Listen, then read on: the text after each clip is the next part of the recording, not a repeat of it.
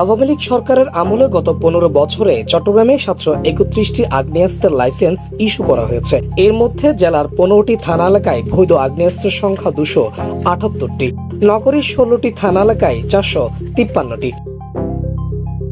জেলা প্রশাসন সূত্রে জানা গেছে, স্বরাষ্ট্র মন্ত্রণালয়ের বেঁধে দেওয়া সময়ের মধ্যে মঙ্গলবার পর্যন্ত চট্টগ্রামে ৬২৪টি অস্ত্র জমা দিয়েছে লাইসেন্সধারীরা। এর মধ্যে জেলার ১৫টি থানা এলাকায় জমা পড়েছে ২৪০টি অস্ত্র। এসব থানায় জমা পড়েনি এখনো ৩৮টি অস্ত্র। নগরীর ১৬টি থানায় জমা পড়েছে ৩৮৪টি অস্ত্র। অস্ত্র জমা পড়েনি ৬৯টি।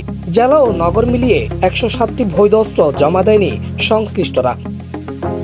এদিকে নগরীর ১৬টি থানায় ইস্যু করা ৪৫৩টি আগ্নেয়াস্ত্রের ৩৩৭টি তথ্য পাওয়া গেছে জেলা প্রশাসন সূত্রে। এর মধ্যে সবচেয়ে বেশি অস্ত্রের লাইসেন্স ইস্যু করা হয়েছে কোতোয়ালি থানা এলাকায়। এই থানা এলাকায় ৭৩ জনকে বৈধ অস্ত্রের লাইসেন্স দেওয়া হয়েছে।